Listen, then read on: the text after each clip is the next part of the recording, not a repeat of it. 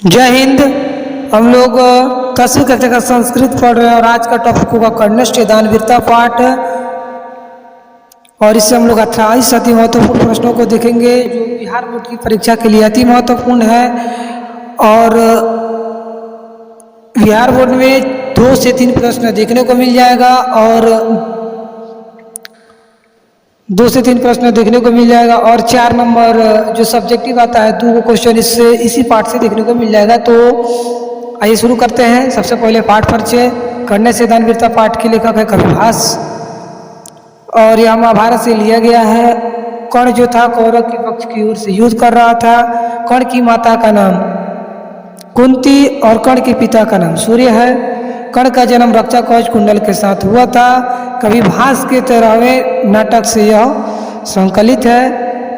कर्णभार नामक रूपक से संकलित है और इसमें कर्ण जो है इंद्र भगवान को रक्षा कवच कुंडल दान में दे देता है। तो आइए शुरू करते हैं। यह पाठ परिचय था। शक्र ने कर्ण से छल पूर्वक क्या ले लिया? कवच कुंडल दोनों सी डी धनुष बाण। तो इसका सही उत्तर होगा ऑप्शन नंबर सी कवच कुंडल। अगला प्रश्न है इंद्र किस रूप में कर्ण के समक्ष आया? साधु, याचक, दाता, ब्राह्मण। तो इसका सही उत्तर होगा ऑप्शन नंबर डी ब्राह्मण के रूप में आया।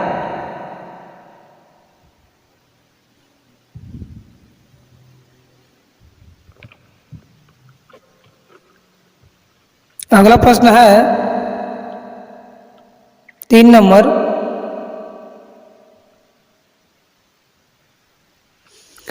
भवन्तम अहम एव नमस् करोमि किसका कथन है?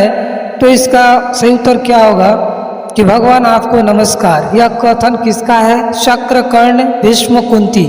तो यह कर्ण के द्वारा कहा गया था जब ब्राह्मण रूप में प्रवेश कर आए थे इंद्र भगवान। तो कर्ण कह रहा है कि नमस्कार, हे भगवान नमस्कार। अगला प्रश्न है 4 नंबर।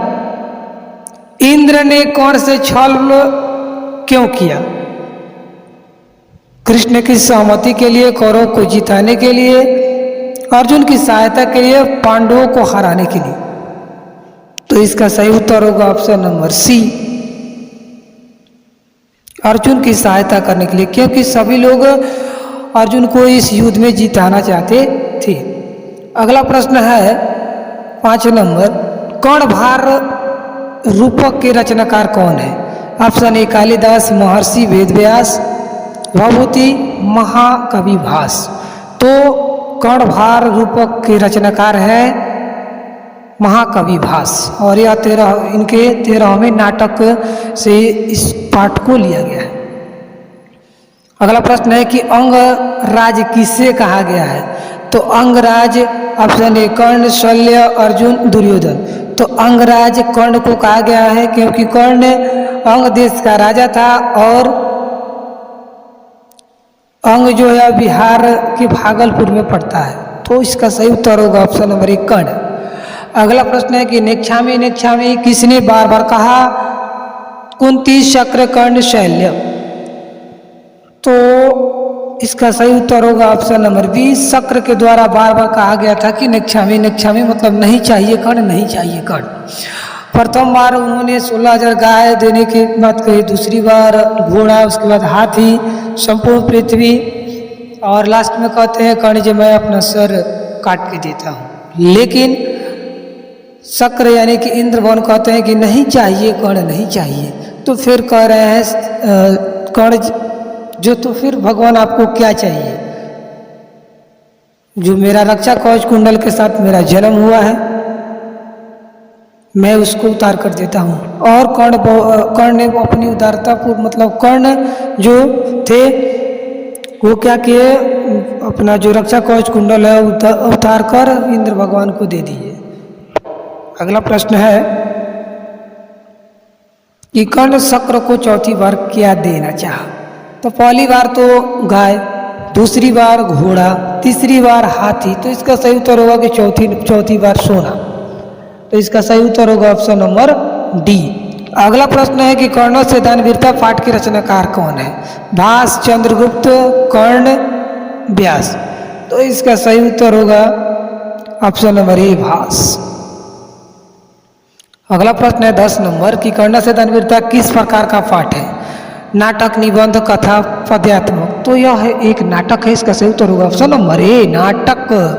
अगला प्रश्न है कि सूर्यपुत्र कौन था? तो सूर्यपुत्र ऑप्शन ए अर्जुन, भीम, कर्ण, लक्ष्मण। तो इसका सही उत्तर होगा ऑप्शन नंबर ए,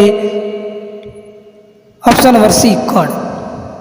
अगला प्रश्न है 12 नंबर कि कर्ण किसको कवच और कुंडल देता है?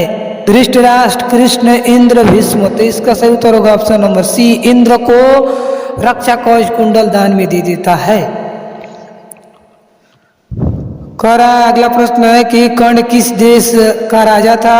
तो कर्ण जो था यह अंग देश का राजा था। तो इसका सही उत्तर होगा ऑप्शन नंबर सी।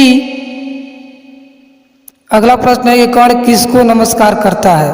कृष्ण, दुर्योधन, इंद्र, नकुल। तो इसका सही उत्तर होगा ऑप्शन नंबर सी, इंद्र भगवान को नमस्कार करता है। अगला प्रश्न है कुंती पुत्र कौन है? तो कुंती पुत्र कर्ण है। तो इसका सही उत्तर होगा ऑप्शन नंबर ए कर्ण। अगला प्रश्न है कर्ण किसके पक्ष में युद्ध करता था? पांडव, कौरव, कृष्ण, विदुर। तो इसका सही उत्तर होगा ऑप्शन नंबर बी, कौरव की तरफ से कर्ण युद्ध कर रहा था, क्योंकि कौरव की तरफ से दुर्योधन जी थे और यह उनके मित्र थे, इसलिए कर्ण जो था यह कौरव के पक्ष से युद्ध कर रहा था। अगला प्रश्न है मातरम भिक्षा याचे यह किसकी युक्ति है?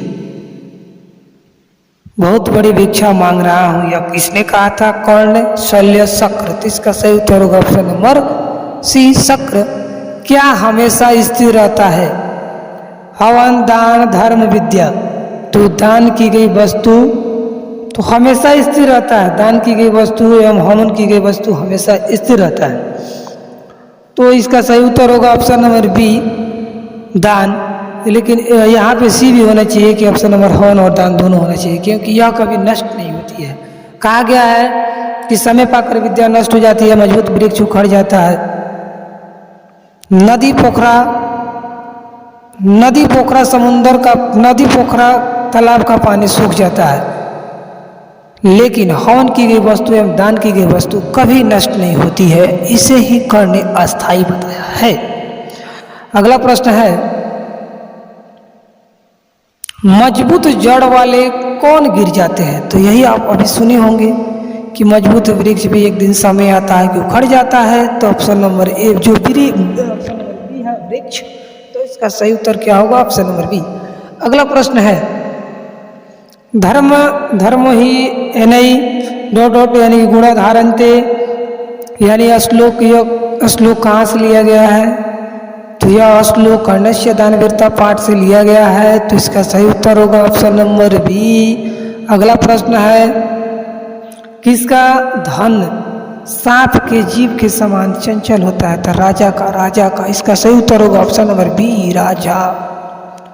अगला प्रश्न है कि समय आने पर किसका नाश हो जाता है? तो समय आने पर विद्या नष्ट हो जाती है। तो इसका सही उत्तर होगा ऑप्शन नंबर ए विद्या। अगला प्रश्न है कि शरीर के नष्ट होने के बाद भी किसका नाश नहीं होता है? संपत्ति, गुण, कामना, राज, लक्ष्मी। तो जो गुण होता है यह कभी नष्ट नहीं होता। तो इसका सही उत्तर होगा ऑप्शन नंबर बी गुण। अगला प्रश्न है कि दानवीर कौन था? तो कर्ण, इंद्र, कृष्ण, अर्जुन। तो सबसे बड़ा दानवीर जो था यह कौन था? ऐसा दानवीर अभी तक कोई पैदा नहीं हुआ है। देवता और असुरों द्वारा क्या भेदने योग्य नहीं है? शिक्षा, आग, शरीर, कवच। तो इसका सही उत्तर होगा ऑप्शन नंबर डी कवच, क्योंकि इसका जन्म कर्ण का जन्म रक्षा कवच कुंडल के साथ हुआ था। अगला प्रश्न है कि कवच कुंडल के साथ किनका जन्म हुआ था? तो कवच कुंडल के साथ जो है कर्ण का जन्म हुआ था। तो इसका सही उत्तर होगा ऑप्शन नंबर ए। अगला प्रश्न है कि भास के कितने नाटक उपलब्ध हैं? तो भास के 13वें नाटक से यह लिया गया है। अगला प्रश्न है कि 28 नंबर की ब्राह्मण वेशधारी कौन था? तो ब्राह्मण वेशधारी इंद्र भगवान थे। तो इसका सही उत्तर होगा ऑप्शन नंबर डी। अगला प्रश्न यह समाप्त हो गया और 1 से लेकर 28 तक प्रश्न इस पे था, हम लोग देख लिए। और वीडियो अच्छा लगा तो लाइक शेयर सब्सक्राइब कीजिएगा, कमेंट कीजिएगा। मिलते हैं अगले वीडियो में। जय हिंद, जय भारत।